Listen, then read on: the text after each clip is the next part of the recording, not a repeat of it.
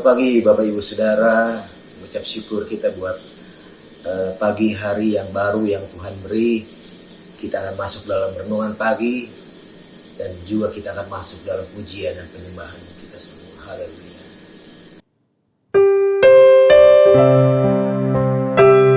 Mari kita sembah Tuhan. Dia Allah yang selalu setia bersama-sama dengan kita. Haleluya Yesus. Terima kasih Tuhan. Haleluya Yesus.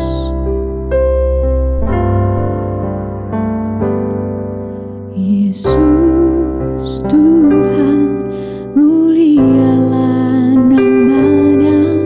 Yesus Allahku, besar kasih-Nya. Dahulu, sekarang, dan sampai selamanya. Kasih-Nya tak pernah berubah. Yesus Tuhan, mulialah namanya. Yesus Allahku, besar kuasa-Nya. Dahulu, sekarang, dan sampai selamanya. Kuasa-Nya tak pernah berubah.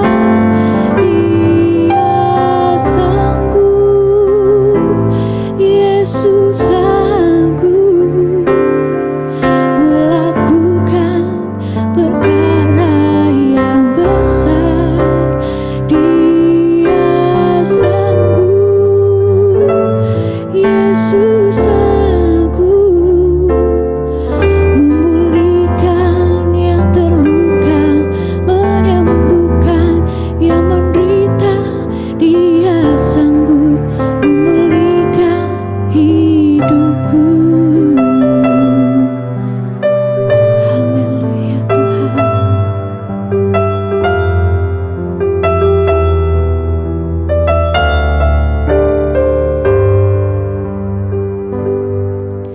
Yesus Tuhan, mulialah namanya.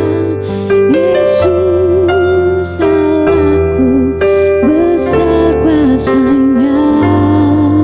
Dahulu, sekarang, dan sampai selamanya. Kuasa-Nya tak pernah berubah. Dia sanggup, Yesus sanggup melakukan perkara yang besar. Dia sanggup, Yesus sanggup memulihkan yang terluka, menyembuhkan yang menderita. Dia sanggup memulihkan hidupku. Dia sanggup memulihkan hidupku. Dia sanggup memulihkan hidupku. Haleluya Tuhan. Terima kasih Yesus.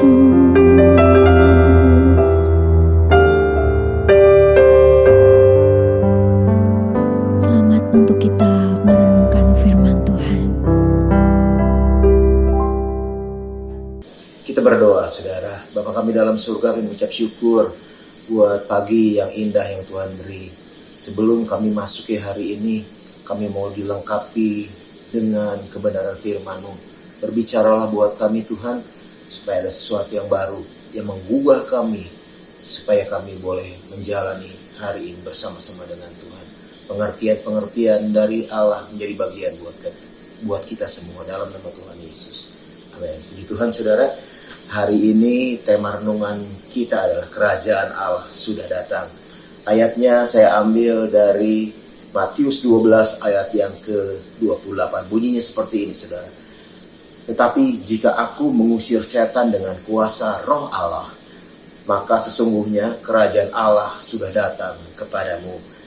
Saudara, 400 tahun sebelum Tuhan Yesus lahir di dunia, sebelum Tuhan Yesus datang ke dunia, bangsa Israel, bangsa Yahudi ada dalam masa kegelapan.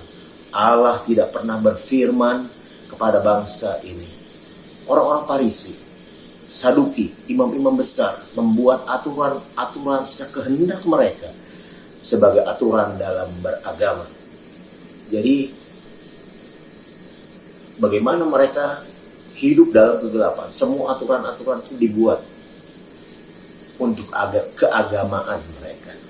Kemudian Tuhan Yesus lahir, Tuhan Yesus datang, dan Tuhan Yesus membawakan sesuatu yang baru buat mereka semua. Nah saudara, inti pemberitaan Yesus adalah tentang kerajaan Allah. Jadi di dalam Alkitab kalau kita bicara soal Yesus, itu adalah bicara soal kerajaan Allah. Dimanapun Tuhan Yesus hadir, di sanalah kerajaan Allah dinyatakan. Saya menulis seperti ini karena kerajaan Allah sangat berkaitan dengan kehadiran Tuhan Yesus Kristus. Itu sebabnya ketika berhadapan dengan orang-orang Farisi, Tuhan Yesus menegaskan bahwa jika ia mengusir setan dengan kuasa Allah, maka sesungguhnya kerajaan Allah sudah datang. Artinya, di mana ada kerajaan Allah, di sana setan dan roh jahat tersingkir. Sebab kerajaan Allah adalah kehadiran Allah. Di mana kerajaan Allah hadir, terjadi kuasa supranatural dan atau mujizat. Dan setan tidak akan berkuasa karena yang berkuasa adalah Allah di dalam Kristus dan para malaikatnya. Kerajaan Allah adalah kerajaan sorga yang dimanifestasikan oleh Kristus dan kita di atas permukaan bumi ini. Saudara, atas pertanyaan orang Yahudi, Lukas 17 ayat 20 dan 21. Atas pertanyaan orang-orang Farisi, apabila kerajaan Allah akan datang, Yesus menjawab katanya, kerajaan Allah datang tanpa tanda-tanda lahiriah. Juga orang tidak dapat mengatakan, lihat, ia ada di sana atau ia ada di sini. Sebab sesungguhnya kerajaan Allah ada di antara kamu.